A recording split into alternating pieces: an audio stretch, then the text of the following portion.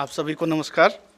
हम अपने सप्तम सत्र, जो हमारा अंतिम तकनीकी सत्र है इस त्रिदिवसीय अंतर्राष्ट्रीय संगोष्ठी का, उसका सद्यः प्रारंभ करने जा रहे हैं। हाँ, सत्र के अध्यक्ष परम आदरणीय गुरुजी प्रोफेसर संतोष कुमार शुक्ल गुरुजी हैं और यह सत्र हमारा वैश्विक मूल्य संकट एवं पुरुषार्थ चतुष्टय की समकालीन पुनर्व्याख्या इस विषय पर आधारित है। कृपया अध्यक्ष महोदय से सविनय अनुरोध है कि कृपया स्थान ग्रहण करें।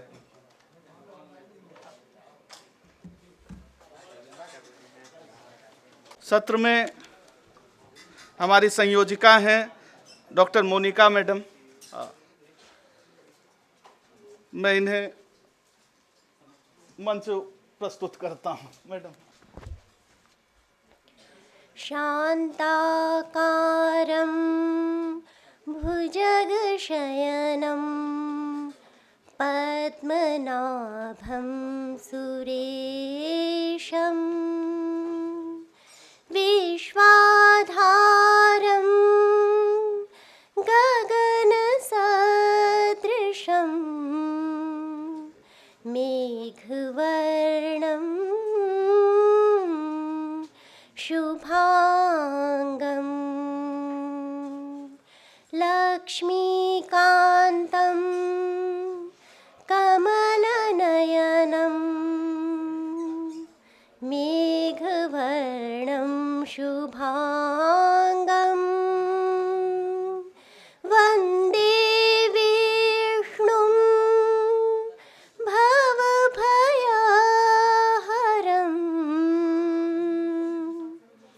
सर्वलोकैकनाथम्।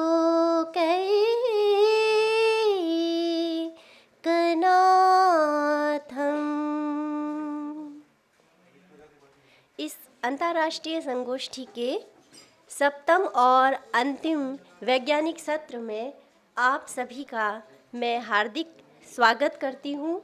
और हमारा यह जो सत्र है यह वैश्विक मूल्य संकट एवं पुरुषार्थ चतुष्टय की समकालीन पुनर्व्याख्या इस विषय को लेकर आधारित है। और इस सत्र की अध्यक्षता कर रहे प्रोफेसर संतोष कुमार जी शुक्ल, जो कि पूर्व संकाय प्रमुख संस्कृत एवं प्राच्य अध्ययन केंद्र जेएनयू में है और मीमांसा पर आपका श्रम साध्य अधिकार है। मैं आपका हार्दिक अभिनंदन करती हूँ।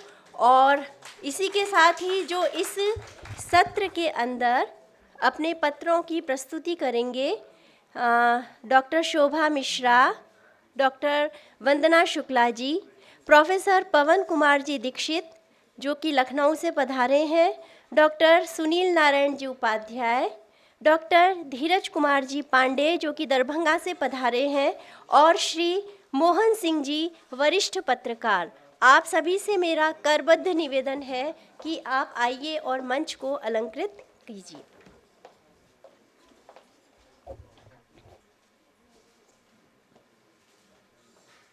हमारे सम्माननीय अतिथियों के कर्मणा सम्मान के लिए मेरा सर्वप्रथम निवेदन है अध्यक्ष महोदय के सम्मान के लिए संस्कृत कला संकाय संस्कृत विभाग के विभागाध्यक्ष प्रोफेसर सदाशिव कुमार जी द्विवेदी सर से।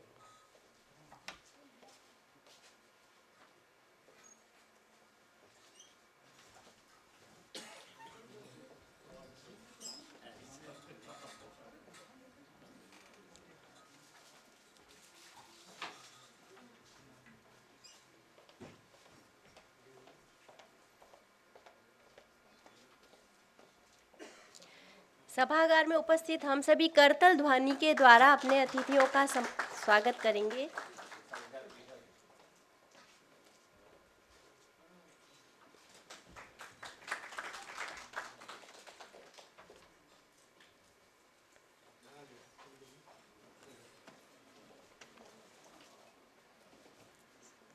शोभा मिश्रा जी के सम्मान के लिए अभी है नहीं।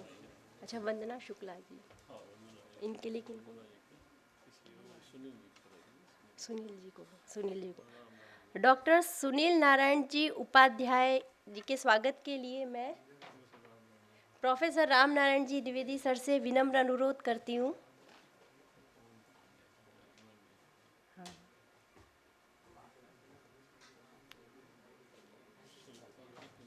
नहीं, शिल्पा जी भी नहीं है, किससे करें? लेडीज में कोई नहीं दिख रहा।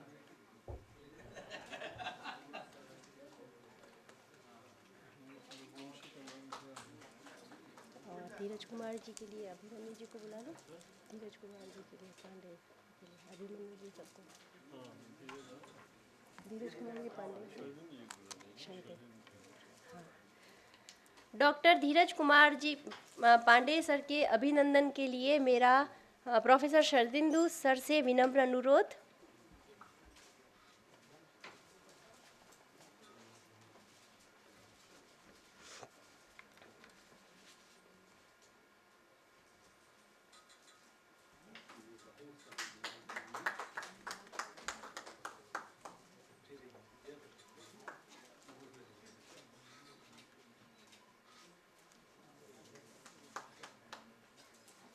पत्रकारिता हमारे यहाँ का चतुर्थ दृढ़ स्तंभ है, तो ऐसे ही वरिष्ठ पत्रकार हमारे मध्य में विद्यमान है श्री मोहन सिंह जी।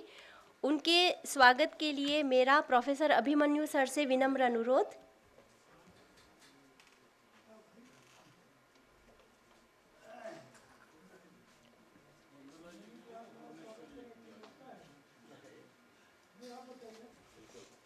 प्रोफेसर है सर, मैं प्रोफेसर नहीं हूँ। आप सुनिए तो आप प्रोफेसर से बहुत बनाने वाले हैं, आप इतनी कुल्ले हैं।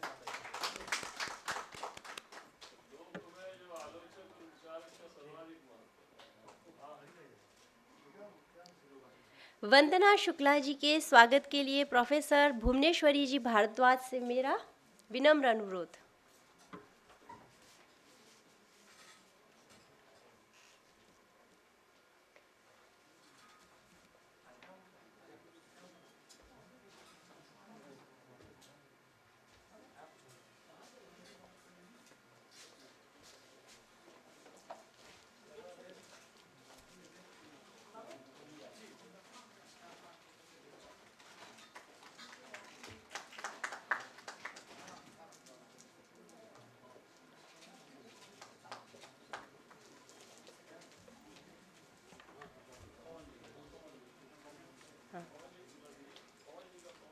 पवन जी, हाँ, हमारे मध्य विराजमान प्रोफेसर पवन कुमार जी पांडे सर के प्रोफेसर पवन दीक्षित जी के सम्मान के लिए मेरा पवन पांडे जी से विनम्र अनुरोध।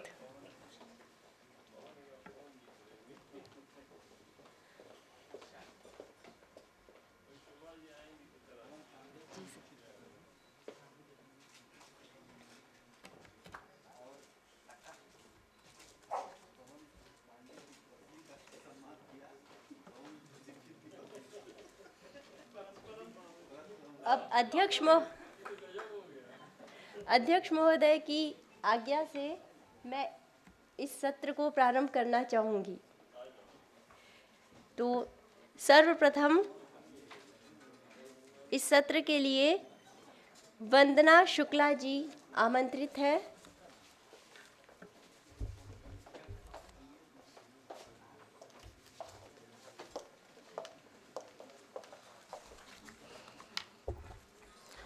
Sarvebhyo Namo Namaha, distinguished chairperson, esteemed faculty, and my fellow seekers of knowledge.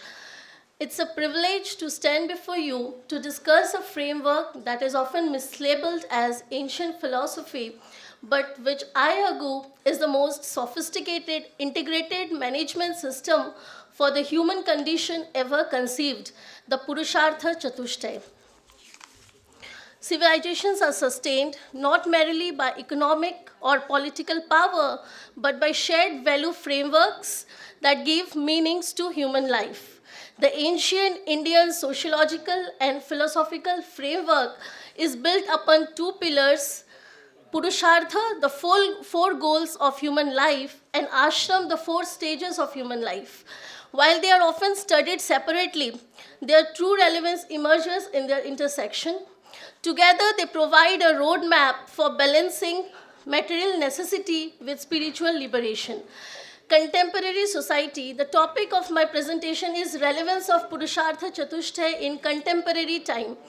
So in contemporary society, it is marked by rapid social change, moral pluralism, and what sociologists describe as liquid modernity, a condition of fluid identities, unstable relationships, and weakened institutions.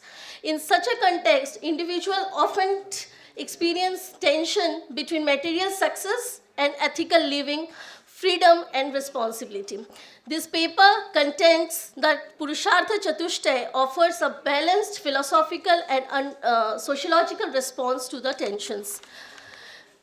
Basically, the objective of my paper is to analyze the relevance of Purushartha Chatushtay in contemporary times through a sociological lens, highlighting its applicability to modern social institutions, individual life choices, and collective well-being. Purushartha means with the purpose for which a person strives for. It implies our goals and refers to the epitome of human existence. A composite Sanskrit word, the term comprises two words, Purusha and Artha. The word Purusha means human being, soul, as well as universal principle, and Artha means not only wealth or value, but also the purpose of the objective. Purushaha ena arthyate iti purushartha. The ultimate end of Hindu culture is to attain moksha or salvation, and hence the man should behave in such a manner that his aim may be achieved. I'll be discussing the classical notions and its contemporary relevance. Though there are four Purushartha, as you all know, Dharma, Arth, Kama, and Moksha. First, I'll be discussing about the classical notion of Dharma, which is basically the ethical order and social responsibility. Dharma is the supreme principle of human life. It is the welfare of mankind. The word dharma is basically derived from the Sanskrit word root dhri, which means to hold together. Dharmena arthaha kamascha mokshascha parikirtitaha dharma moolam idam sarvam jivanam tena shobhate, which means that dharma is the foundation through which karma, arth, and moksha are attained. Life shines when our ideologies are rooted in dharma. It holds together the whole universe. It is essential for maintaining the stability of society. Dharma refers to moral duty, righteous conduct, and ethical conduct to sustain social and cosmic order. But in contemporary time, while I'm talking about the contemporary society, ethical consciousness is increasingly fragmented due to cultural diversity and relativism. Issues such as corruption, environmental degradation, social injustice reflect a crisis of dharma. Reinterpreted today, dharma emphasizes ethical accountability, human dignity, social justice, and responsibility towards both society and environment. Next, I'll be discussing about artha, the second pillar of Purushartha, which is economy, work, and material life. Basically, if I have to discuss about Kautilya Arthashastra, Artha is the foundation for other two Purushartha, Dharma and Kama. Artha eva pradhana iti Kautilya, Artha mulohi dharma kama viti. So basically, Artha denotes material prosperity, livelihood, economic stability. Classical Indian thinkers recognized that ethical and spiritual pursuits are unsustainable without economic security. In contemporary, but now I'll be discussing about the contemporary society, what earth has become in the contemporary society. In contemporary capitalist society, the pursuit of artha dominated social life. Economic success is often equated with personal worth, leading to inequality and social exclusion. The Purushartha framework insists that artha must be pursued within the boundaries of dharma. Next comes the kama, which is the desire, pleasure, and emotional life. Kamyate janairiti kamyaha, kamaha. Kama encompasses desire, pleasure, love, intimacy, and aesthetic enjoyment. Indian philosophy does not reject desire but recognize it as a legitimate human aim when pursued responsibly. But in the contemporary society, karma is increasingly commodified through consumer culture, media, and digital platforms. Sociologists note that relationships have become fragile and short-lived, reflecting the conditions of liquid modernity. Next comes the moksha, which refers to liberation from ignorance, suffering, and endless desire. Traditionally spiritual, it can be sociologically interpreted as a human search for meaning, autonomy, and freedom from oppressive structures. When I'll be discussing about the contemporary life, it poses unique challenges unseen by many ancient sages.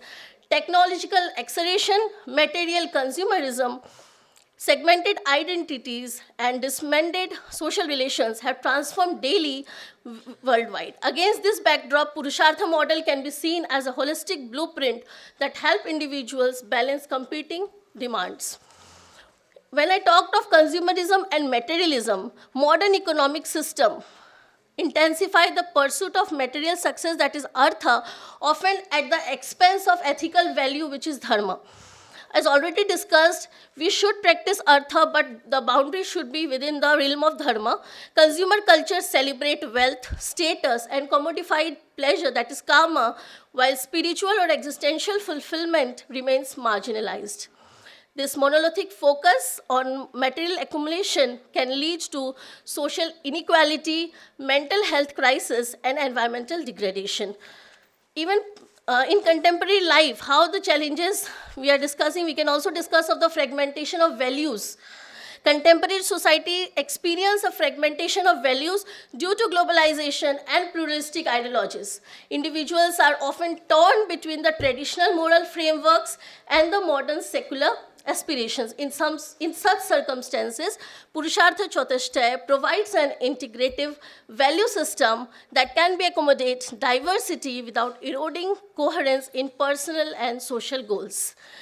As I'm a student of sociology and also I teach sociology, so I want to analyze Purushartha through a sociological lens. So from a sociological perspective, Purushartha Chatushtaya operates as a value system shaping social behavior, institution, and life course expectation.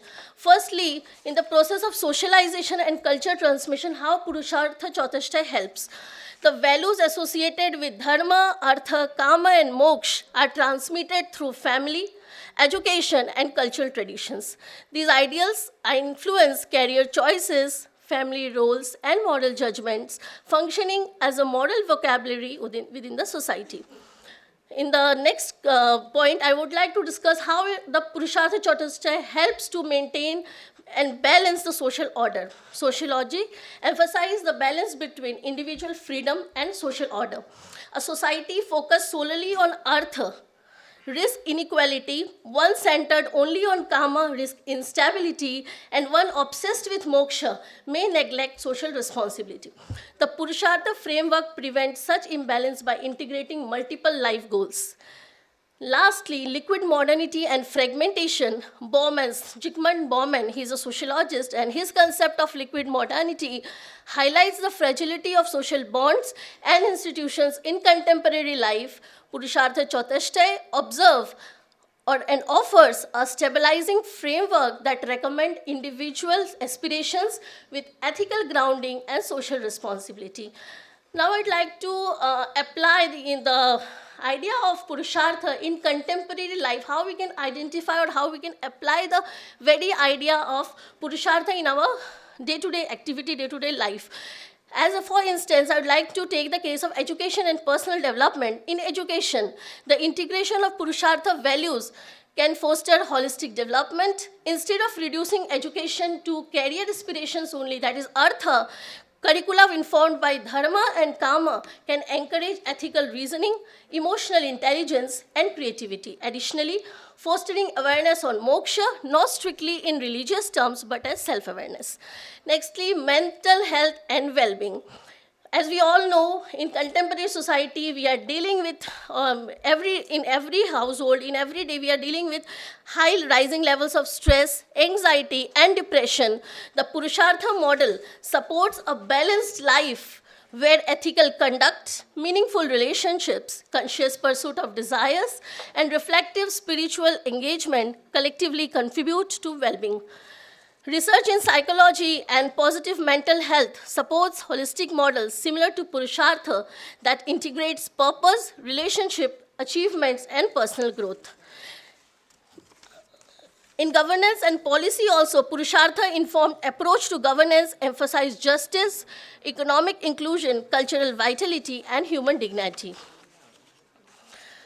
I'd like to conclude my paper by saying that Purushartha Chatushtay, the 4 aims of life, continue to offer a robust, integrative framework for navigating the complexity of contemporary life. Its emphasis on ethical conduct, dharma, material well-being, artha, emotional fulfillment, kama, and spiritual meaning, moksha, resonates with modern concerns about balanced living, social justice, and personal growth. From a sociological lens, Purushartha are not static religious prescriptions, but dynamic social constructs that shape values, norms, and behavior across the contents. In an era marked by materialism, identity fragmentation, mental health challenges, the Purushartha paradigm provides a holistic alternative to narrowly economistic or hedonistic models of human life. धर्मार्थ काम मोक्षाणाम यह सम्यग अनुतिष्ठति स एव पुरुषो लोके नान्यः स्वार्थपरायणः.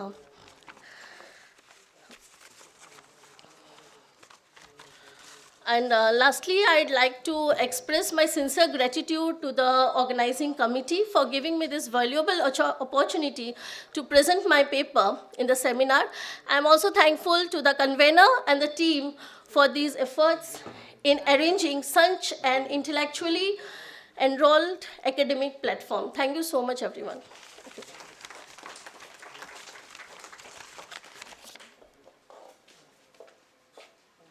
धन्यवाद वंदना जी। और अब मेरा शोभा मिश्रा जी मैडम से विनम्र अनुरोध कि वे आइए और मंच को अलंकृत करें।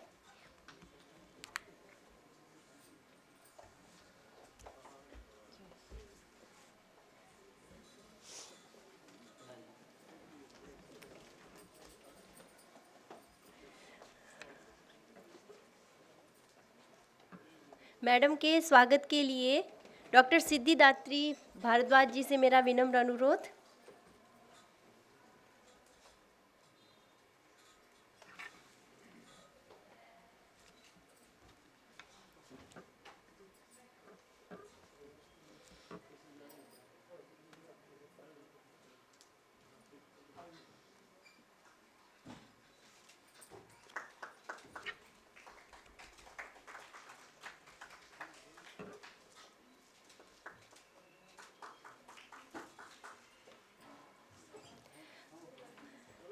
पत्र वाचन की इस कड़ी में डॉक्टर धीरज कुमार जी पांडे सर से मेरा विनम्र अनुरोध कि वे पत्र को प्रस्तुत करें।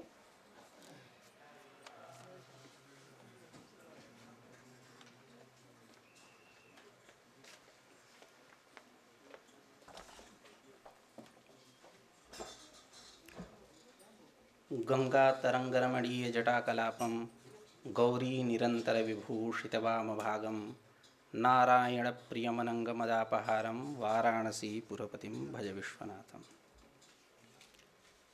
संस्कृत विभाग एवं भारत अध्ययन केंद्र कला संकाय काशी हिंदू विश्वविद्यालय के संयुक्त तत्वावधान में आयोजित इस त्रिदिवसीय अंतर्राष्ट्रीय संगोष्ठी के तृतीय दिवस के द्वितीय सत्र की अध्यक्षता कर रहे आदरणीय श्रीमान प्रोफेसर संतोष कुमार शुक्ल जी एवं मंच पर आसीन डॉक्टर सुनील नारायण शुक्ल जी, श्री मोहन सिंह जी, प्रोफेसर पवन दीक्षित जी, डॉक्टर वंदना शुक्ला जी, प्रोफेसर शोभा मिश्रा जी एवं उपमंच पर आसीन प्रिय श्रोतृवर्ग, गुरुजन वृंद।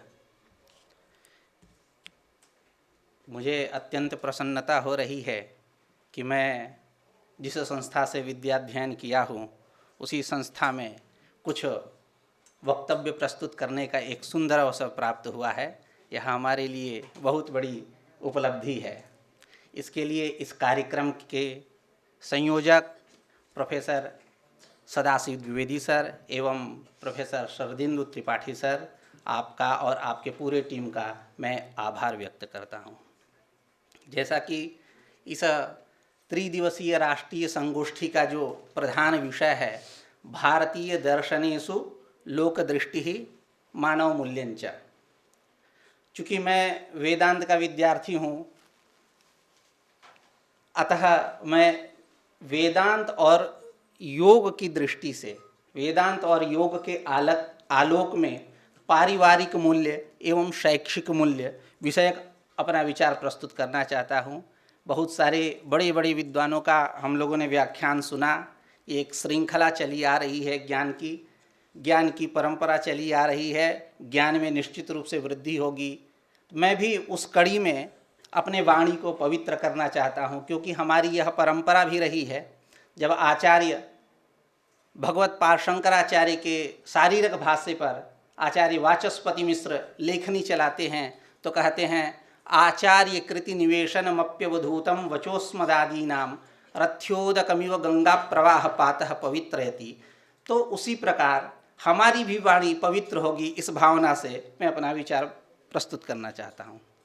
यदि दर्शन को एक वाक्य में परिभाषित करना हो तो हम कह सकते हैं जिससे तत्व साक्षात्कार, आत्म साक्षात्कार संभव हो, वह दर्शन है। उस दर्शन में वेदांत की और योग की गणना उसके विपुलता का, उसके ज्ञान भंडार साहित्य का परिचायक है, द्योतक है। वेदांत को यदि एक वाक्य में परिभाषित करे तो वेदानाम अंतः स्वरूपम निर्णयः तात्पर्यम असौ वेदांतः, जहाँ वेदों का निचय प्रकाशित हो, जहाँ वेदों का स्वरूप, अंतः शब्द का अर्थ स्वरूपम यह भी है, तो जहाँ वेदों का वास्तविक स्वरूप प्रतिपादित किया गया हो वह वेदांत है। हमारे वेदांत संप्रदाय में विवरण प्रस्थान है, भामती प्रस्थान है, मुख्य रूप से प्रस्थानत्रयी, जिसमें उपनिषद, श्रीमद् भगवद गीता और ब्रह्मसूत्र की गणना होती है। यदि योग को एक वाक्य में परिभाषित करना हो तो योगः कौशलम समाधि वा, कुत्रचित योग पद का अर्थ सूत्र भी होता है। आप व्याकरण दर्शन देखें, व्याकरण दर्शन में बहुत्र जो प्रक्रिया पक्ष है, वहाँ सिद्धांत कौमुदी इत्यादि ग्रंथों को जब आप देखेंगे तो वहाँ बहुत्र योग विभागः शब्द मिलता है। तो योग का एक अर्थ सूत्र भी है, योग विभागः इत्युक्ते सूत्र विभागः। तो योगः का यदि हम मौलिकार्थ लें तो योगः समाधि कह सकते हैं, योगः कौशलम वा कह सकते हैं। यदि मूल्य को एक वाक्य में परिभाषित करना हो तो मूलात् आगतम प्राप्तम वा मूल्यम, ततः आगतः सूत्र से यद्यपि अण प्रत्यय होता है, लेकिन तद्धित की एक विशेषता है, उक्ताः वक्ष्यमाणाश्च प्रत्ययाः भवन्ति। अतः भाव अर्थ में वहाँ से प्रत्यय भी कर सकते हैं। अथवा जडस्य भावम जाड्यम, जैसे गुणवचन ब्राह्मणादिभ्यः कर्मणि, उसके समान हम मूलस्य भावम मूल्यम भी हम निष्पत्ति कर सकते हैं, शब्द साधुत्व कर सकते हैं। बहुत बड़े बड़े विचारकों ने, चिंतकों ने मूल्य को परिभाषित किया है, लेकिन यदि निष्कर्ष रूप में हम देखें तो ईप्सित प्रतिमान के रूप में जिसकी प्रतिष्ठा है, सकारात्मक रूप से जिसकी प्रतिष्ठा है, जिससे समाज का बोध हो, जिससे संस्कृति का बोध हो, जिससे व्यक्तित्व का निर्माण हो, उसे हम मूल्य कह सकते हैं। मैं साक्षात विषय पर आना चाहता हूँ। जैसे आप देखें किसी नदी का कार्य क्या है, बहना। यदि वो नदी जलाभाव के कारण सूखी पड़ी है तो हम कहीं ना कहीं कह सकते हैं वह नदी अपने मूल्य से रहित है। ठीक उसी प्रकार हमारे भारतीय संस्कृति में 4 वर्णाश्रमों की कल्पना है। प्रत्येक वर्ण के लिए तत्त कर्म भी विहित है। अध्ययन, अध्यापन, यजन, याजन, दान, प्रतिग्रह, किसी के लिए 4, 6, किसी के लिए 5 इत्यादि संख्या पे नहीं जाना है। तत्त स्मृतिकारों ने संख्या को लेकर के अपना अपना विचार प्रस्तुत किया है। तो प्रत्येक वर्ण का अपना अपना कर्तव्य है, अपना अपना कर्म है। यदि वर्ण अपने स्वाश्रमोचित कार्य का पालन नहीं करता है तो कहीं ना कहीं हम कह सकते हैं कि वह मूल्य से रहित है, और मूल्य से रहित व्यक्ति असभ्य और असामाजिक कहा जाता है। आप देखें, धर्मेण हीनः पशुभिः समानः, वहाँ धर्म शब्द मूल्य परक है। मूल्य से रहित जो व्यक्ति है वह पशु के समान है, वो समाज के लिए कभी उपादेय नहीं हो सकता। मैं अब पारिवारिक मूल्य की बात करूं तो पारिवारिक मूल्य को यदि हम परिभाषित करें कम समय में, कम शब्दों में, तो आचरण का नियम। हमारी भारतीय संस्कृति में परिवार शब्द बहुत व्यापक है।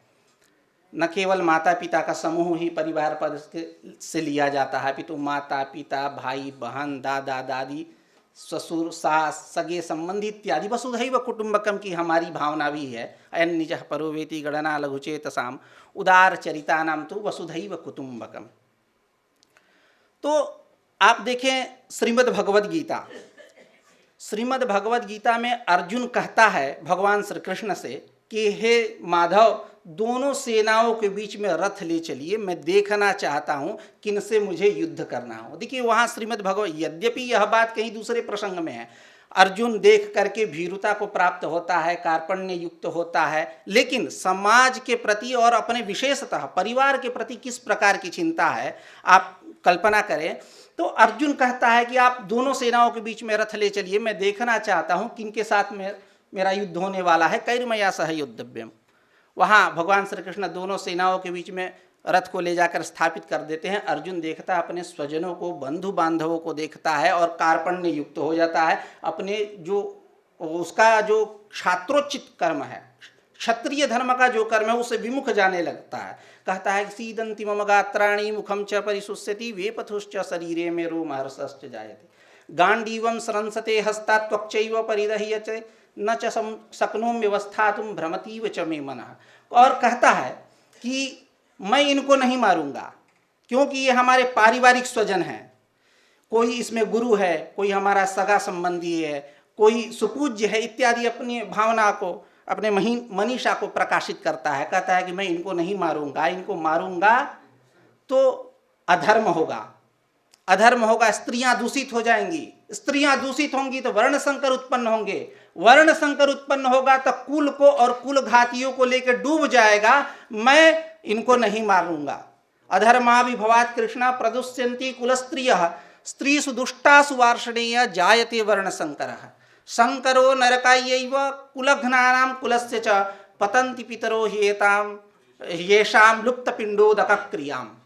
तो कहीं ना कहीं अर्जुन के मन में अपने परिवार के प्रति एक भावना पनप रही होती है। पारिवारिक मूल्य संकटग्रस्त है, ये बात वो अर्जुन जानता है। उस पारिवारिक मूल्य से चिंतित होकर के अर्जुन से, भगवान श्री कृष्ण से अपने मनीषा का प्रकाशन करता है। यद्यपि यह श्रीमद् भगवद गीता में किसी दूसरे प्रसंग में है, अर्जुन के भीरुता का प्रकाशन करता है यह प्रसंग, लेकिन हम कह सकते हैं कि अर्जुन अपने पारिवारिक मूल्य को संकट में देखता हुआ चिंतित है। आप देखें बृहदारण्यकोपनिषद याज्ञवल्क्य मैत्रेयी संवाद देखें। जो भगवान याज्ञवल्क्य बहुत बड़े ब्रह्मविद थे, बहुत बड़े ब्रह्मज्ञानी थे, जिन्होंने उपदेश दिया महाराज जनक को। कहते हैं अभयम वै जनक प्राप्तोसि होवाच भगवान याज्ञवल्क्यः। हे जनक, तुम अभयता को प्राप्त हो चुके हो, यानी ब्रह्मनिष्ठता को प्राप्त हो चुके हो, तुम्हारे लिए कुछ अवशिष्ट नहीं है, अब कुछ उपदेश देने योग्य नहीं है। एक कथा है बृहदारण्यकोपनिषद, आप देखें तो भगवान जनक के मन में इच्छा होती है कि मैं ब्रह्म विद्या का उपदेश सुनूं, कौन सबसे बड़ा ब्रह्मविद है, मैं उसी से सुनूंगा। एक सभा आयोजित करते हैं, उसमें गार्गी निर्णायक की भूमिका में रहती है, याज्ञवल्क्य से शास्त्रार्थ होता है। तो लास्ट में अनुमोदन होता है कि याज्ञवल्क्य सबसे बड़े ब्रह्मविद हैं, ब्रह्मज्ञानी हैं, इन्हीं से आप उपदेश लीजिए ब्रह्म विद्या का। तो भगवान याज्ञवल्क्य उपदेश देते हैं जनक को, अभयम वही जनक प्राप्तोषि इत्यादि। वहाँ गार्गी के साथ उनका शास्त्रार्थ भी होता। वो भगवान याज्ञवल्क्य जो बड़े ब्रह्मज्ञानी थे, ब्रह्मविद थे, वो मैत्रेयी से कहते हैं, मैत्रेयी और कात्यायनी उनकी दो पत्नियां रहती हैं। मैत्रेयी ब्रह्मवादिनी थी, कात्यायनी साधारण स्त्री। तो भगवान याज्ञवल्क्य कहते हैं मैत्रेयी से, हे मैत्रेयी तुम मुझे अनुमति दो, मैं संन्यास लेना चाहता हूं, और जो हमारी संपत्ति है तुम दोनों में बांट दूंगा, और तुम दोनों का जीवन सुख समृद्धि ऐश्वर्य युक्त हो, जैसे अन्य स्त्रियों का जीवन सुख समृद्धि ऐश्वर्य युक्त है। तुम मुझे अनुमति दो, मैं संन्यास लेना चाहता हूं। स होवाच याज्ञवल्क्यः प्रव्रजिष्यन्वा अरे अहमस्मात् स्थानादस्मि हंत ते कात्यायन्यांतम करवाणी इति। मैत्रेयी ब्रह्मवादिनी थी, वो कहती है कि मुझे कुछ नहीं चाहिए, आप कात्यायनी को दे दीजिए। आप हमें कुछ देना है तो उस अक्षर तत्व का उपदेश करिए, जिसको जान लेने के बाद कुछ अवशिष्ट नहीं बचता है। आप सा होवाच मैत्रेयी ये ना हम नामृता स्यात् किम हम तेन कुर्याम, जिससे मैं अमर न हूं उसको लेकर के क्या करूंगी। ये ब्रह्मवादिनी मैत्रेयी की भावना है। तो कहीं ना कहीं याज्ञवल्क्य के मन में ये भावना थी कि हमारी जो दो पत्नियां हैं इनका जीवन सुख समृद्धि ऐश्वर्य युक्त हो, अन्य स्त्रियों के समान। तो पारिवारिक चिंता, वहां भी पारिवारिक अपना मूल्य संकट में दिख रहा होता है उनको, इसलिए वो कहते हैं कि हम पूरी ये जो हमारी संपत्ति है तुम दोनों में बंटवारा कर दूंगा। तो कहीं ना कहीं हम वहां से भी पारिवारिक मूल्य को इस प्रकार से परिभाषित कर सकते हैं। आप देखिए, परिवार जो एक संयुक्त समाज है, संयुक्त परिवार है या एकल परिवार है, इस समय वैमनस्य कोई बड़ी बात नहीं है, बहुतायत रूप में देखी जा रही है।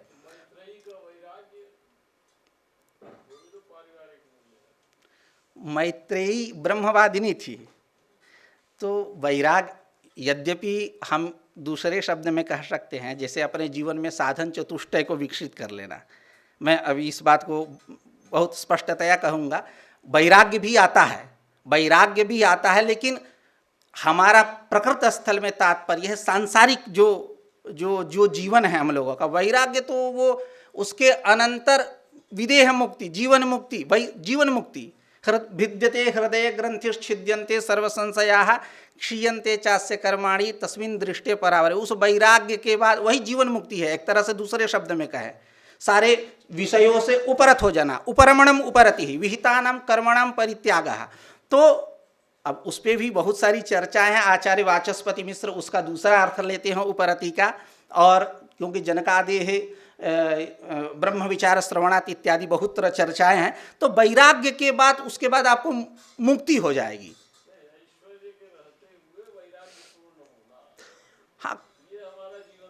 हाँ, एकदम एकदम कह सकते हैं। मैं इसको और साधन चतुष्टय के क्रम में परिभाषित करूँगा, कुछ अपना विचार रखूँगा।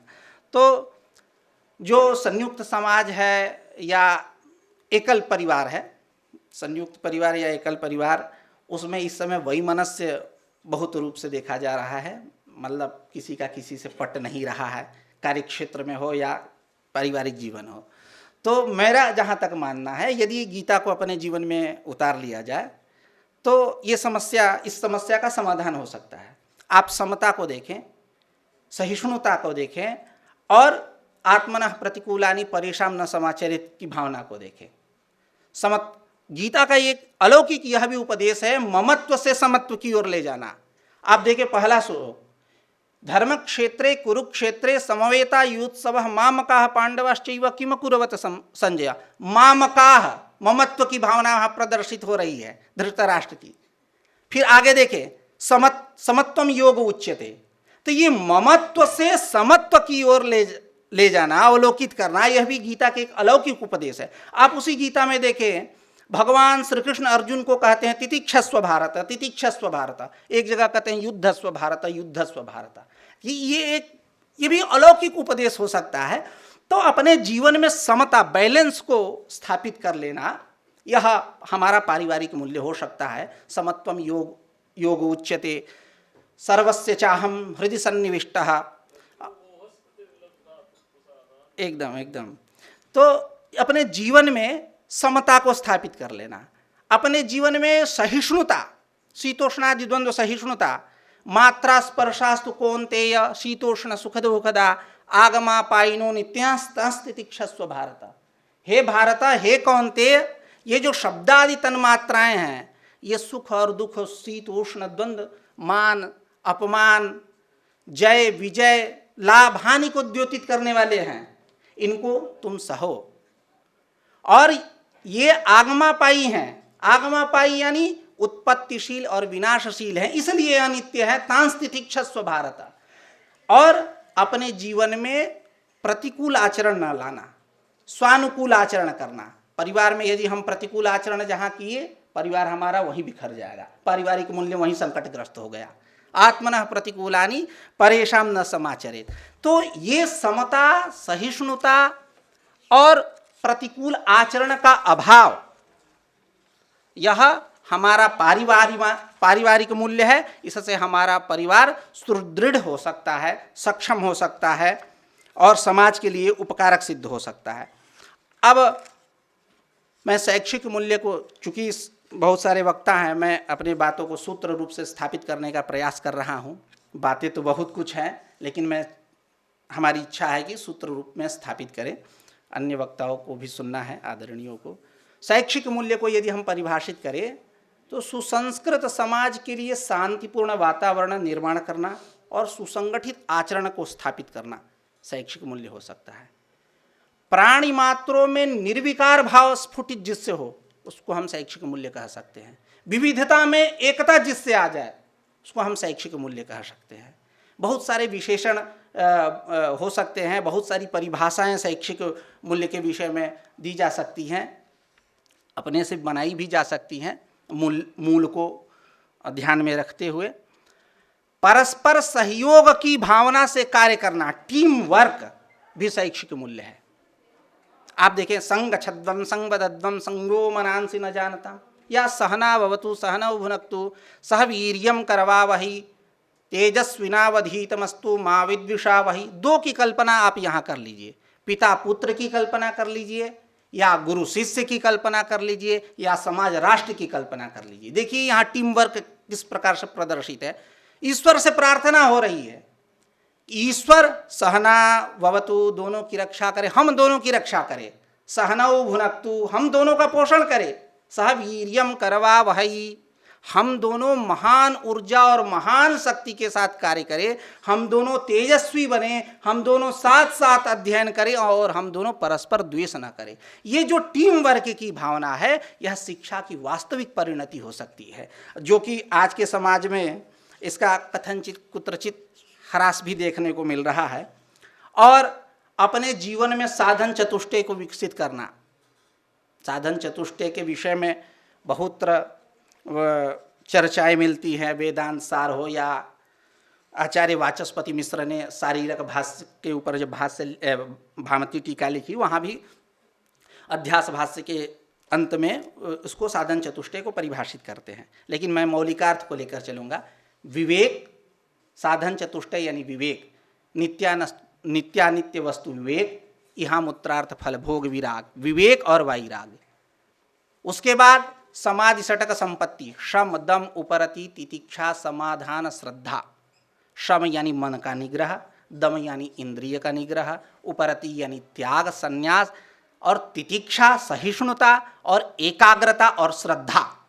यह शिक्षा की वास्तविक परिणति हो सकती है। अपने जीवन में इनको अपना लेना, तो वहाँ वैराग्य भी आ गया।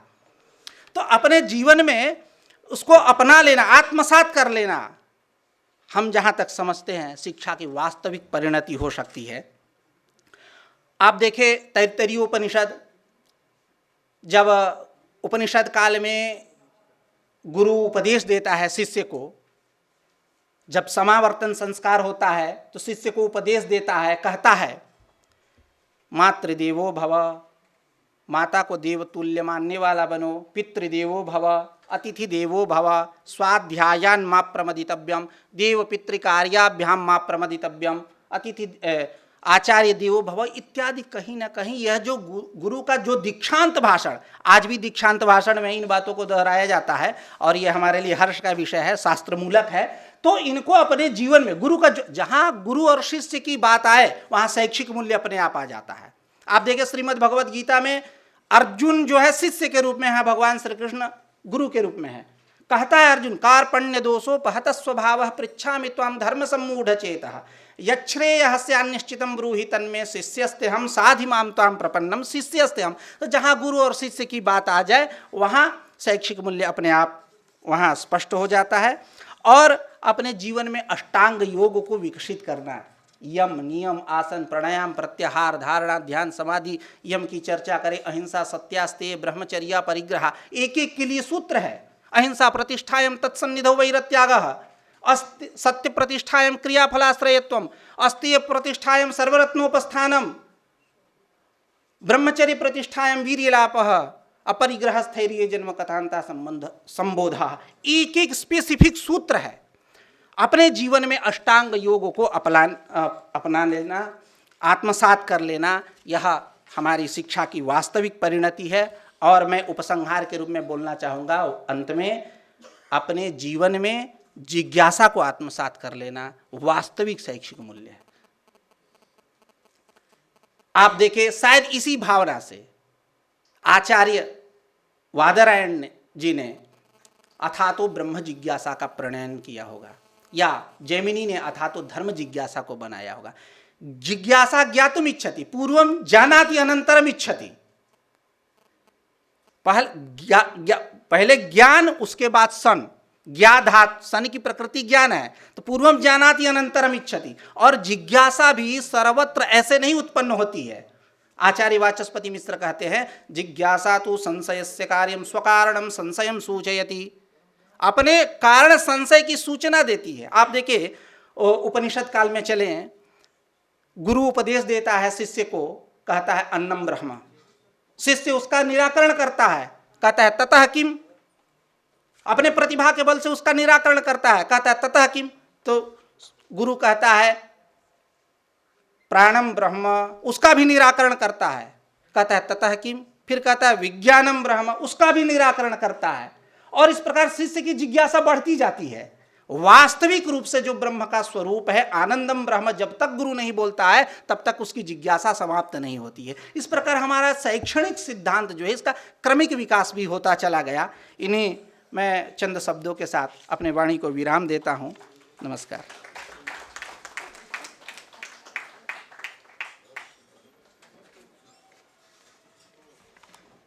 अग्रिम पत्र प्रस्तुति के लिए डॉक्टर सुनील नारायण जी से मेरा सादर अनुरोध। पीपीटी।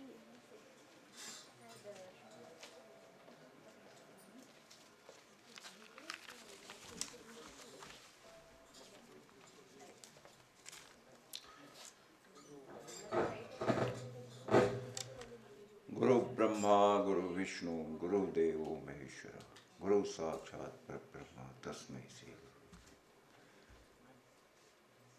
सर्वप्रथम इस भव्य स्थान के अधिष्ठाता महामना के चरणों में प्रणाम करते हुए मैं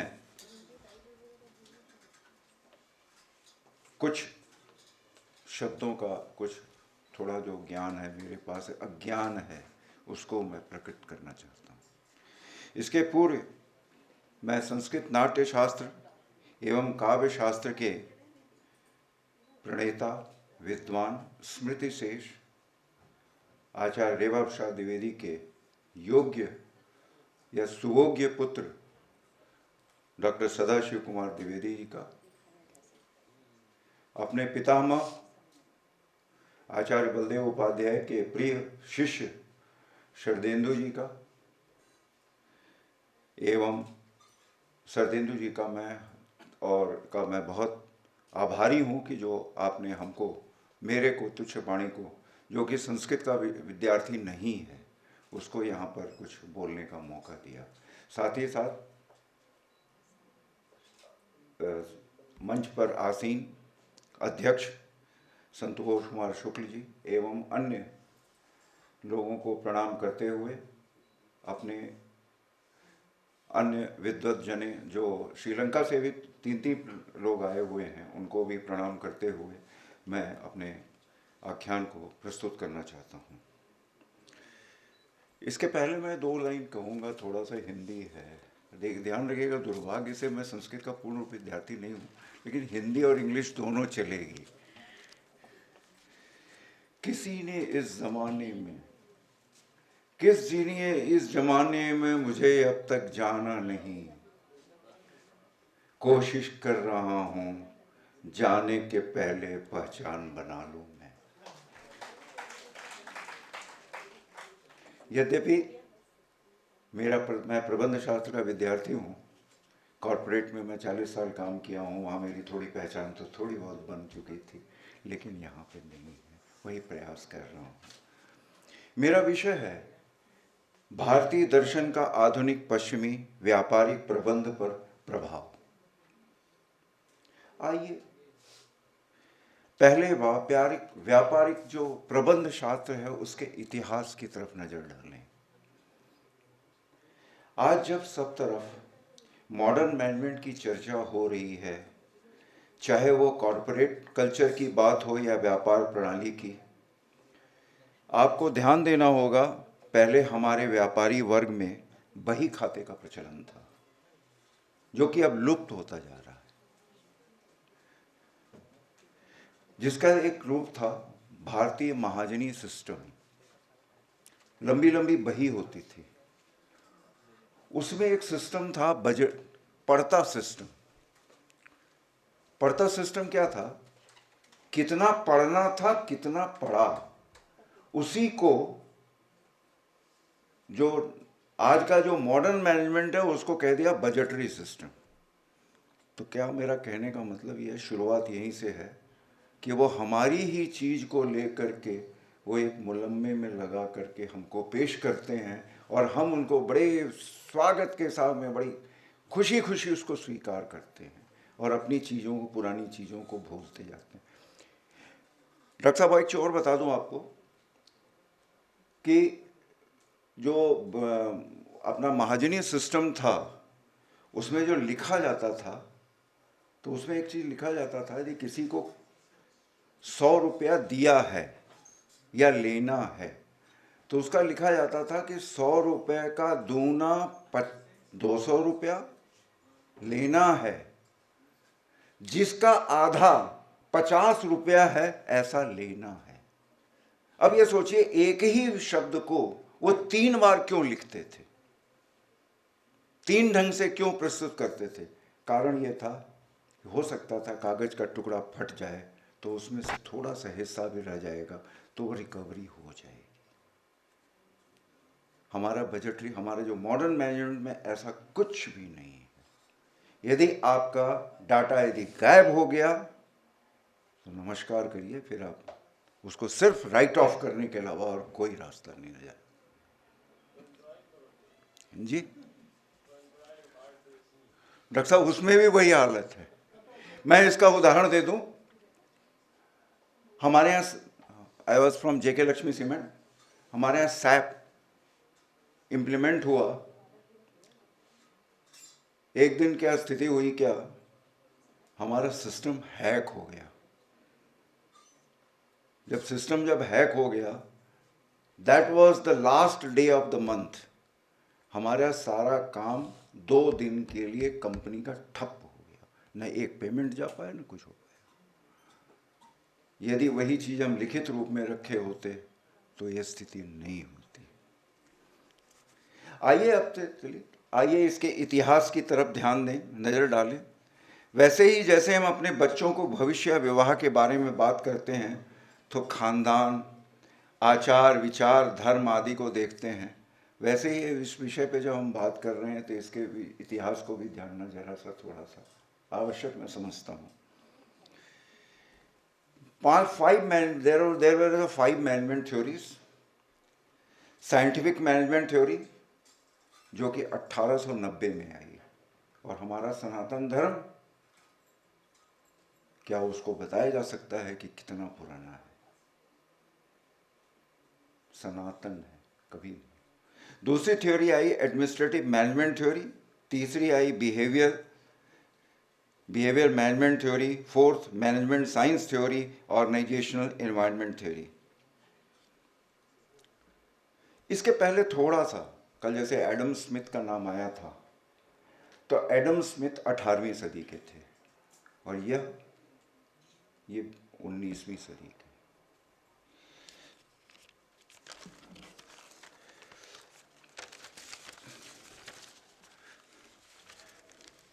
एडम स्मिथ ने पाया था, एडम स्मिथ का जो थ्योरी थी वो क्राफ्ट स्टाइल थी। उसने देखा क्या कि एक आदमी सब काम कर रहा है, देयर वॉज नो स्पेशलाइजेशन। जबकि हमारे यहाँ क्या है, एवरीबडी इज स्पेशलाइज्ड। हर आदमी हर चीज का किसी न किसी विशेष चीज का ज्ञाता है, विद्वान है। साइंटिफिक मैनेजमेंट की जो थ्योरी दी, जिनको हम जैसे हमारे एक देखिए नकल करने की परंपरा ने उन्होंने किया। हमारे यहाँ क्या हुआ, आचार्य गुरु, तो उन्होंने भी एक थ्योरी उनके यहाँ एक शब्द आ गया गुरु। वो क्या है, उन्होंने शुरू किया फादर ऑफ द मैनेजमेंट। तो फादर ऑफ द मैनेजमेंट जो पहला उनका बाप पैदा हुआ वो था Frederick W. Taylor. He was born on 1856 and died on 1915. तो जस्ट इमेजिन कितना वो किस पीरियड का, कब, कितना वो पुराना है, और उसके पीछे आज हम लगे हुए हैं। दूसरी थ्योरी आई थी हेनरी फॉयल की, who was also from 1841 and 1925. तीसरी थ्योरी दी थी ब्यूरोक्रेटिक मैनेजमेंट थ्योरी। आज की तारीख में हम सब तरफ ब्यूरोक्रेसी की बात करते हैं। क्या हमारी प्राचीन परंपरा में ये चीजें थी या नहीं थी?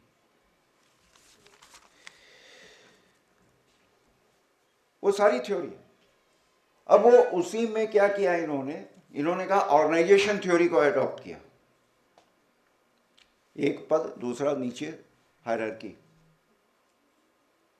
वाइस चांसलर हैं, डीन हैं, डायरेक्टर हैं, डीन हैं, प्रोफेसर हैं, assistant, senior professor, assistant professor, सबके नीचे नीचे पद बनाते गए। इसको हायरार्की थ्योरी जो उन्होंने दिया है, लेकिन वो भूल गए कि हमारे यहाँ महाभारत में भी, जो महाभारत का युद्ध हुआ था, उसमें भी हायरार्की थी। जैसे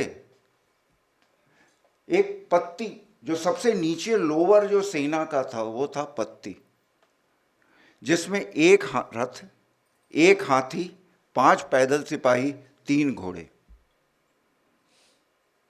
इसके ऊपर था एक सेना मुख के बराबर 3 पत्ती। 3 पत्ती होते तो उसके ऊपर एक सेना मुख, 3 सेना मुख के ऊपर एक गुल्म, 3 गुल्म के ऊपर एक गण, उसी तरह गण के बाद वाहिनी, सब में 3-3 का ही रेशो आया गया। 3-3 की साइकिल वो बढ़ाते गए। वाहिनी, पृतना, चौमू, अंकिनी। लेकिन एक 10 अंक अब आता है, लेकिन एक जगह लास्ट में, अंत में उन्होंने परिवर्तन किया था। वह था 10 अंकिनी के बराबर एक अक्षौणी सेना।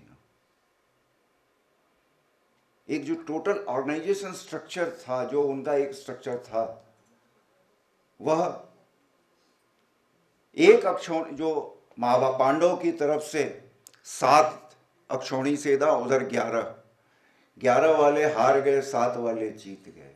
उसका कारण क्या था? यही था, धर्म और दर्शन, एक नेतृत्व, एक ध्यान, एक सबका एक ही एम था पांडवों का। सबका अपना अपना निजी उद्देश्य नहीं था। ये आज भी देखिए, किसी भी ऑर्गेनाइजेशन में, हम बिजनेस में देखते हैं, जब सीनियर मैनेजर कि जब दो लाइन ऑफ डायरेक्शंस हो जाते हैं, दो सोच हो जाती है, उसी दिन ऑर्गेनाइजेशन नीचे डूबने के कगार पे शुरू हो जाता है। मैं डॉक्टर साहब एक एग्जांपल देता हूं। You might heard the name of Modis. Modi की स्थिति क्या हुई? एक समय they were the top 5 industries, 5 top industries में थे, लेकिन सबकी अपनी अपनी सोच, अपना अपना प्रॉफिट, कार्यक्रम कॉर्पोरेट के लिए, अपनी उसके लिए, कंपनी के लिए उन्होंने नहीं देखा, सब अपनी अपनी निजी लाभ के लिए। उसका नतीजा ये हुआ आज की तारीख में उनकी चौथी पीढ़ी इस समय जो है गुजरलाल की मोदी जो इसमें 5वीं पीढ़ी है, वो फिर से प्रयास कर रही है, लेकिन वो चीज नहीं पाई। और एक और फिर अप्रोच आया था, बिहेवियरल अप्रोच, व्यवहारिक दृष्टिकोण।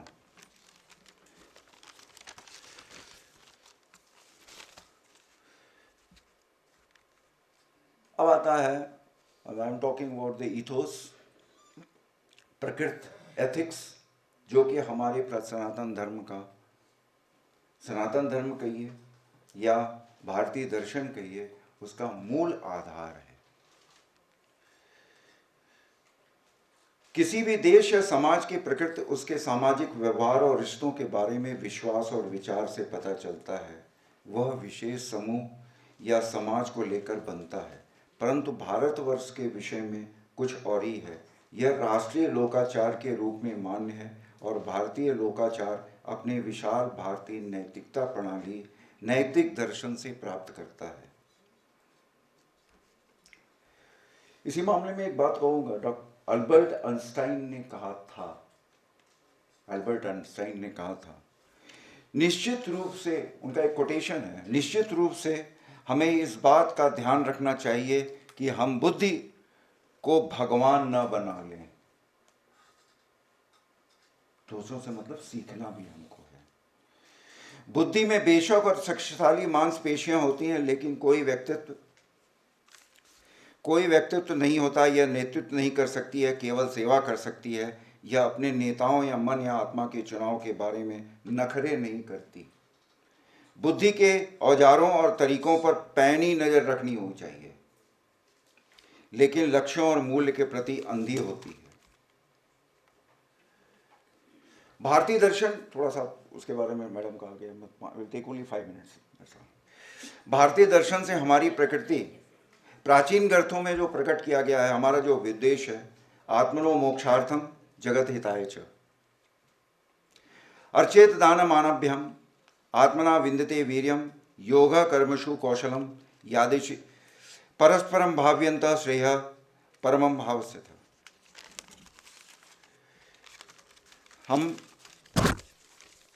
कुछ गलत तो नहीं बोल रहा हूं? देखिए मैडम क्षमा करेंगे, संस्कृत थोड़ा सा, प्रबंधन का जो मैनेजमेंट के कॉन्सेप्ट्स हैं, प्रबंधन के एंगेज में वर्तमान में काम होने वाले से मतलब है भारतीय लोकाचार कहता है और अच्छा करने के लिए सहायक बनना, हेल्पिंग।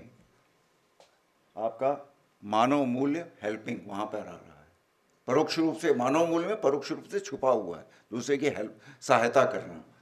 उत्पादन जो है वर्तमान में, जो पुराना जो हमारा वैश्विक कहता है, वो कहता है कि संख्या केंद्रित है, क्वांटिटी बेस्ड है, लेकिन हमारा क्या है, मानव केंद्रीय है, ह्यूमन डेवलपमेंट।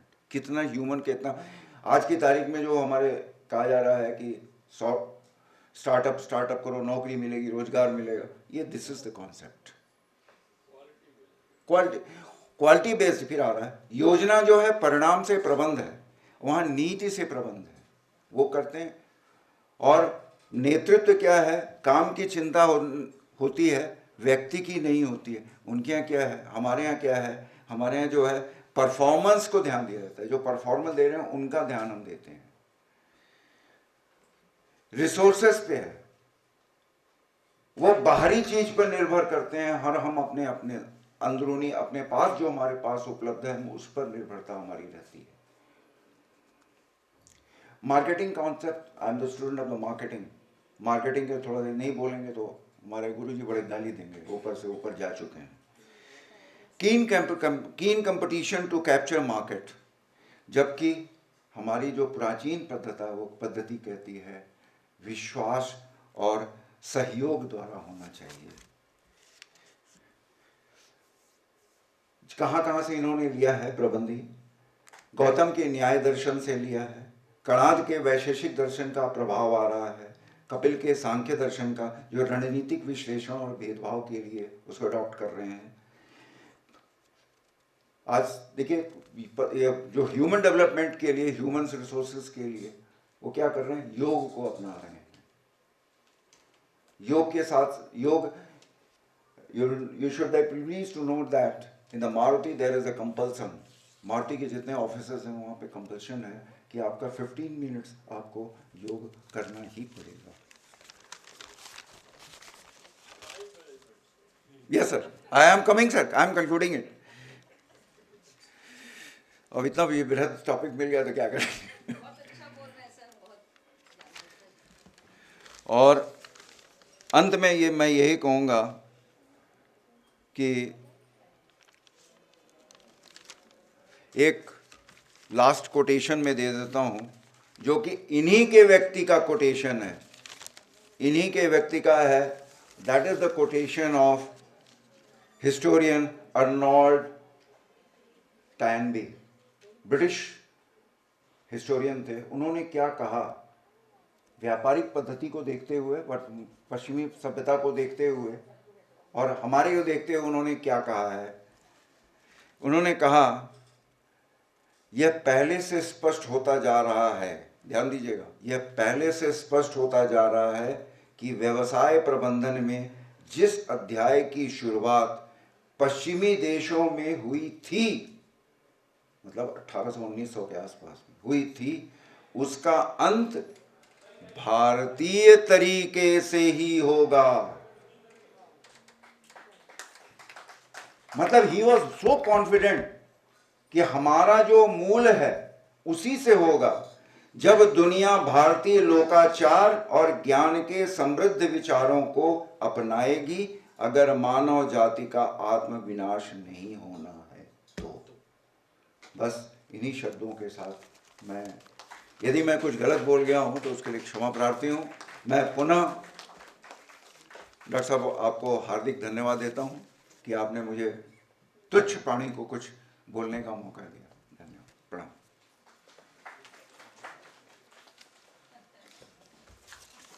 एक आयुर्वेद का अनारोग्य कारक सूत्र है कि को और रुख, तो उसमें है काल भोजी, मित भोजी और हित भोजी। तो हम उसमें जो प्राथमिकता है वो काल भोजी की है, तो उसको हम थोड़ा सा ध्यान में रखते हुए अपने बहुमूल्य विचारों को प्रस्तुत करेंगे। और अब मेरा विनम्र अनुरोध श्री मोहन सिंह जी, वरिष्ठ पत्रकार।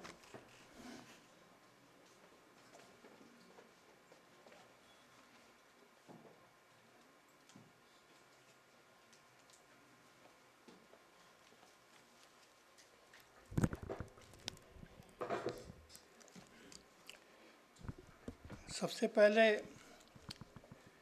इस अंतर्राष्ट्रीय गोष्ठी के संयोजक और जिनके कुल में सरस्वती निवास करती है, ऐसे प्रोफेसर सदाशिव द्विवेदी जी को मैं सादर नमस्कार करता हूँ। मित्रता का निर्वाह कर रहा हूँ। सुबह हमारे मित्र शिवलोचन सांडिल्य का फ़ोन आया। ये मेरा प्रिय विषय है, लेकिन तैयारी वैसी नहीं थी। पढ़ तो रहा हूँ, लेकिन निर्वाह के लिए ही मैं आया हूँ। और उन्होंने कहा कि वैश्विक मूल्यों पर आपको बोलना है। तो एक लेखक पत्रकार होने के नाते लोक पर हम लोगों का ध्यान कुछ ज़्यादा ही रहता है, और इस नाते हमारा ये प्रिय विषय होना ही चाहिए। तो लोक पर बात करने से पहले मैं यह ज़रूरी समझता हूँ, दर्शन का विद्यार्थी तो रहा हूँ, तो नीति और इन्वायरमेंट और इन चीज़ों पर सोचता लिखता रहा हूँ। मैं जब यहाँ सुबह आया तो प्रोफेसर रामनाथ झा को सुनते हुए मुझे ऐसा लगा कि इनका और कुछ लंबा एकांत मैंने संवाद होना चाहिए, और इनसे एक बार शिवलोचन जी से ही के साथ हमको जवाहरलाल नेहरू यूनिवर्सिटी में मिलने का अवसर प्राप्त हुआ है। ये पहली बार हुआ कि मैं आपको सुन रहा हूँ और बहुत अच्छा लगा, उतने ही दम में बहुत अच्छा लगा। तो वैश्विक मूल्यों की जब बात हो रही है, और अभी हमारे पूर्व वक्ता ने इंडस्ट्रियल रिवॉल्यूशन की बात की है, लेकिन कल से और आज की ये लगभग समापन गोष्ठी में मैं देख रहा हूँ कि आज की चुनौतियों पर हम कम चर्चा कर रहे हैं। हम ब्रह्म विद्या पर, वैदिक साहित्य पर, आचार्य परंपरा पर, भारतीय मूल्यों पर, तो भारतीय मूल्य तो बचेंगे तभी सृष्टि बचेगी, अन्यथा बचेगी नहीं। इस पर तो मेरी दृढ़ आस्था है, और इस पर मैं थोड़ी सी बात अपना करना भी चाहूँगा। क्यों ऐसा मैं कह रहा हूँ कि आज की चुनौतियाँ क्या है? आज की चुनौतियाँ ये है कि हम दुनिया के 4.0 इंडस्ट्रियल रिवॉल्यूशन के पॉइंट पर खड़े हैं, और जो चुनौतियाँ आ रही है वह आ रही है robotic technology, 3D, internet of the things और आर्टिफिशियल इंटेलिजेंस, जिस पर कल से और आज तक मैंने चर्चा नहीं सुनी, जिस पर चर्चा होनी ज़रूरी थी। हम अपने ऋग्वैदिक मूल्यों को, अपने वैदिक मूल्यों को आज के कंटेक्स्ट में जब तक हम नहीं कहेंगे, तब तक बात नहीं करेंगे, तो ये मूल्य हमारे जिंदा नहीं रह सकते हैं। तो सबसे पहले जिन विषयों पर मैं अपनी बात रखना चाहता हूँ वो यह कि कभी महात्मा गांधी ने कहा था कि ईशावास्योपनिषद का एक पहला ही श्लोक बचा रह जाए और इस सृष्टि का विनाश हो जाए तो नई सभ्यता का हम रचना कर सकते हैं। और वह श्लोक है, ईशावास्यमिदं सर्वं यत् किंच जगत्याम जगत तेन त्यक्तेन भुंजिथा मा गृधः कस्विधनम। क्यों ऐसा है? तो नैतिकता की जब हम बात कर रहे हैं तो इसमें थोड़ा सा श्लोक के मंत्र को इस रूप में देखें कि इस मंत्र से हमको क्या क्या सीख मिल सकती है। पहला तो सीख ये मिल सकती है कि इस सृष्टि के कण कण में ईश्वर का वास है, तो कण कण में ईश्वर का वास है, तो इसको हमको छेड़छाड़ नहीं करना चाहिए। पहला हमको जो शिक्षा मिलती है वो अहिंसा की मिलती है। दूसरा ये है कि सृष्टि के जो भी इसके जो समृद्धि है, इसके जो हमारे लिए जो इसने जो कुछ भी दिया है वो सिर्फ हमारा नहीं है, तो हम इसकी चोरी हमको इसकी नहीं करनी। अस्तेय से, इस अस्तेय के भी हमको एक शिक्षा मिलती है कि इसकी चोरी नहीं करना चाहिए। तीसरी हमको शिक्षा क्या मिलती है? अपरिग्रह, कि आज पूरी दुनिया के लिए संकट क्या है? पूरी दुनिया का संकट यह है कि धन का संचय टेक्नोलॉजी के शक्ति के बदौलत आज हर वह जगह अमेरिका को अपनी चारागाह दिखाई देती है जहां प्राकृतिक संसाधन है, और अभी लेटेस्ट उदाहरण है वेनेजुएला पर उसका अपहरण, और दूसरा ग्रीनलैंड पर उसकी निगाह। तो ये अपरिग्रह और माने धन का संचय और तकनीकी के बदौलत ही हो रहा है, अन्यथा उनके पास और कोई ताकत नहीं है कि हम सब कुछ हमारा ही है, ऐसा नहीं है। और इसको चेताने के लिए हमारे बनारस के ही कवि हैं जयशंकर प्रसाद, जिसने इन्होंने लिखा है अपनी कमायनी में, अपने में सब कुछ भर कैसे व्यक्ति विकास करेगा, यह तो एकांत स्वार्थ भीषण है, अपना ही नाश करेगा। तो इस अर्थ में जब सब कुछ आपको लेने की चिंता है तो ये ध्यान रखिएगा कि आपका नाश भी उतना ही जरूरी हो जाएगा। तो हम ईशावास्योपनिषद से जो तीसरा सबक लेते हैं वो अपरिग्रह का लेते हैं। चौथा जो सबक लेते हैं वह अहंकार का। किस बात का अहंकार है? तो सृष्टि तुम्हारी है, जो ईश्वर की प्रदत्त है, जो हवा है, सूर्य की किरणें है, पानी है, प्राकृतिक संसाधन है, ये तुम्हारे दी हुई है। यह जरूर सोचना चाहिए कि हम आने वाली पीढ़ी को दे कर क्या जा रहे हैं। सब कुछ अगर हम अपने ही लिए भोग कर लेंगे तो ये भोग से निवृत्ति की तरफ भी ये श्लोक हमको मैंने एक शिक्षा देता है कि यह भी एक मूल्य है, और जिसको यह भारतीय मूल्य है, और इसमें कोई हमको ऐतराज़ कहने में नहीं कि भारतीय मूल्य ही है, और इसको एक तरफ भी ये श्लोक हमको ये इशारा करता है।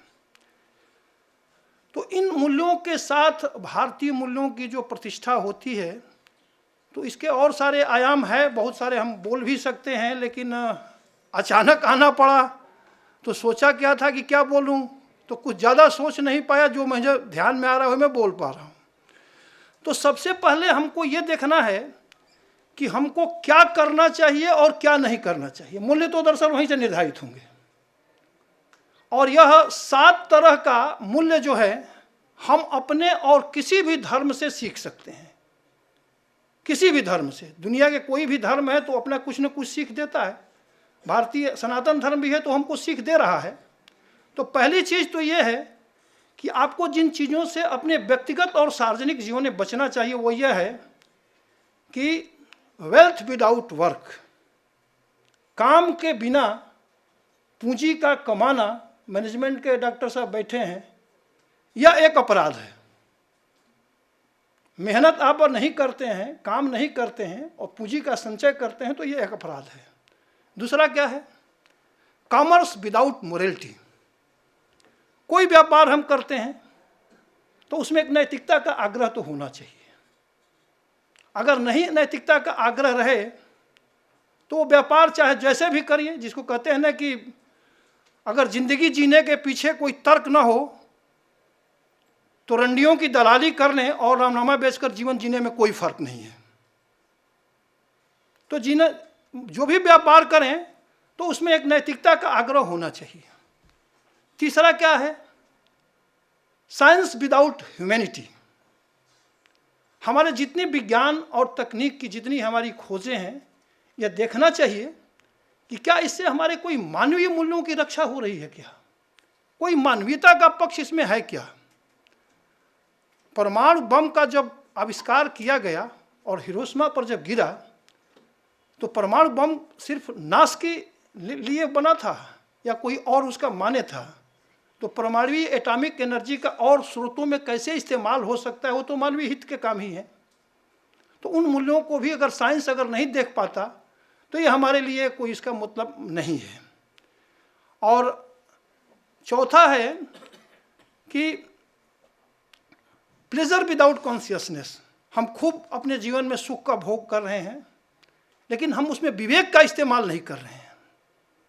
हमारे राष्ट्र पर संकट है, कोरोना काल में जैसा संकट था, हमारे देश पर कोई आक्रमण हुआ है जैसा कि युद्ध के समय होता है, और हम अपने आनंद में जीवित हैं। हमसे कोई कहे कि हमसे क्या मतलब, देश में जो हो रहा है होने दो, तो यह एक पाप है और इसको करना किसी भी तरह से क्षम्य नहीं होना चाहिए, यह भी एक अपराध है। और पांचवा मूल्य है नॉलेज विदाउट कैरेक्टर। हम तमाम तरह की ज्ञान की बातें करते हैं और उसमें कहीं हमारा अपना चरित्र नहीं दिखता तो वो कोई मानवीयता का या कोई भी शिक्षा का ज्ञान हमको या किसी दूसरे को फॉलोअप करने के लिए हमको प्रेरित नहीं कर सकता। ये हमारे लिए एक मूल्य है। और एक मूल्य और है रिलीजन विदाउट सेक्रीफाइस। हम जिस भी धर्म की बात करते हैं उसमें त्याग की भावना नहीं है। आप ईशावास्योपनिषद के उस उपनिषद मंत्र में भी देख सकते हैं, उसमें त्याग की भावना होना चाहिए, लालच की भावना नहीं है। और आज क्या है, अभी कुंभ का माघ मेला चल रहा है और 3-3 करोड़ की गाड़ियों पर चढ़ने वाले लोग किस धर्म की शिक्षा हमको दे रहे हैं? और ये सनातन धर्म का मूल्य हो सकता है क्या? क्यों मानना चाहिए इसको? और ऐसे बाबाओं की तो ऐसी फौज आई है आजकल कि इनको बाबा कहने में भी सनातन परंपरा का नुकसान ही हो रहा है, मैं ऐसा मानता हूँ। और सातवां जो मूल्य मैं जिसकी बात मैं कर रहा हूँ वो है पॉलिटिक्स विदाउट प्रिंसिपल, सिद्धांत विहीन राजनीति, कुछ नहीं, आज यहाँ है कल वहाँ है परसों यहाँ है।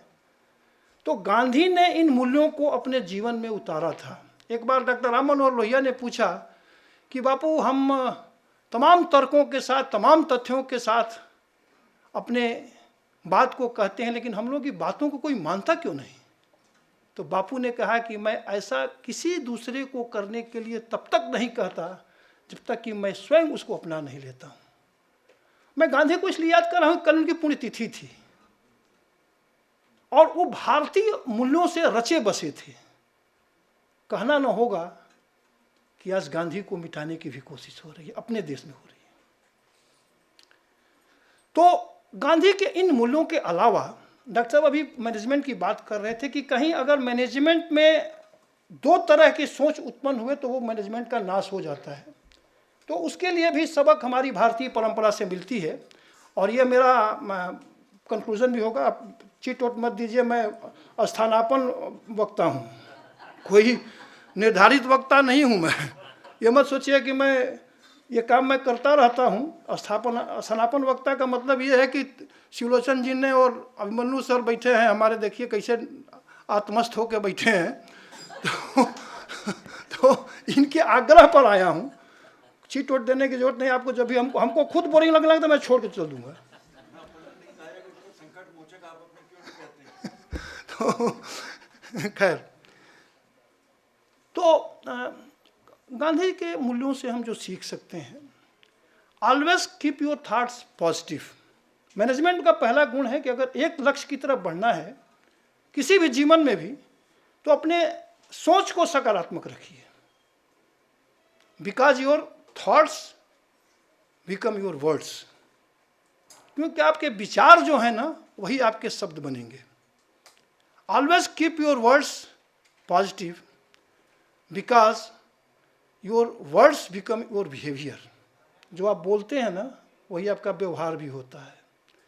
Always keep your behaviour positive because your behaviour become your way of life, and always keep your behaviour positive because your behaviour become your destiny. ये आपकी नियत बन जाएगी। तो ये जीवन मूल्यों के साथ जीने पर हम दुनिया के जो मानवीय मूल्य हैं, आज दुनिया में 58 देशों में गृह युद्ध है, युद्ध की स्थिति है, लेकिन कोई बड़ी पहल दिखाई नहीं दे रही है। क्यों नहीं दिखाई दे रही है?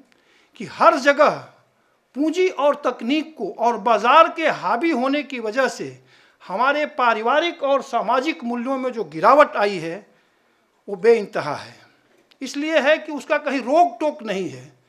आवारा पूंजी का खेल वाशिंगटन से चलकर दुनिया के किसी भी कोने में पहुँचे, बेरोक टोक पहुँचे। तकनीकी हमारा ही खरीदो, और यह जब तक नहीं होगा तो हम किसी देश में युद्ध करेंगे, किसी के साथ झगड़ा करेंगे। यह प्रवृत्ति नाश की ओर ले जाती है। इसीलिए कभी कहा गया था कि तुम्हारी तहजीब अपने खंजर से खुदकशी करेगी, तुम्हारी तहजीब अपने खंजर से खुदकशी करेगी, नाजुके साख पर जो आशियाना बनेगा वो नापायदार होगा। तो इस तरह की संस्कृति और इस तरह के जो बाजारवादी व्यवस्था बन रही है उस पर यही होना है कि ये मजबूत साख नहीं है, ये ध्यान रखना। और दूसरी है कि ये नाश तो होना ही है। अपने में सब कुछ भर कैसे, जैसे मैंने कहा था। तो उसी तरह एक अंत में मैं जब पूछता हूँ कि ऐसा क्यों हो रहा है भाई, कि हर जगह जहाँ देखिए वहाँ लड़ाई झगड़ा बदमाशी सब जगह चल रहा है, लूट खसोट सब कुछ चल रहा है।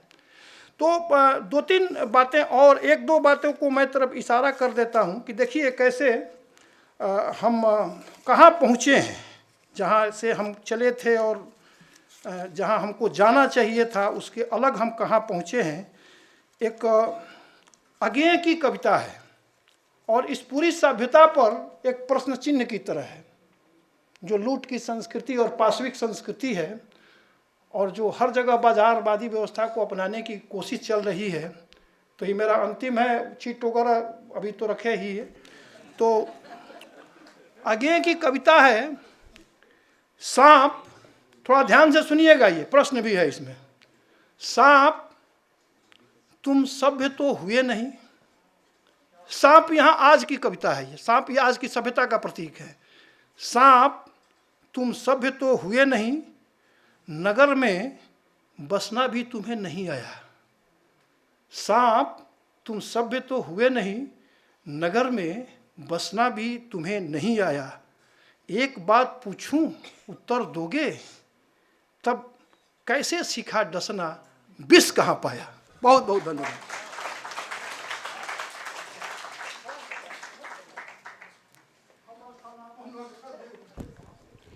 व्याख्यान बड़े सुंदर सुंदर है, लेकिन समय की भी सीमा है। चिट पकड़ाने के लिए क्षमा प्रार्थनी हूँ मैं, पर कुछ व्यवस्थाएं होती है।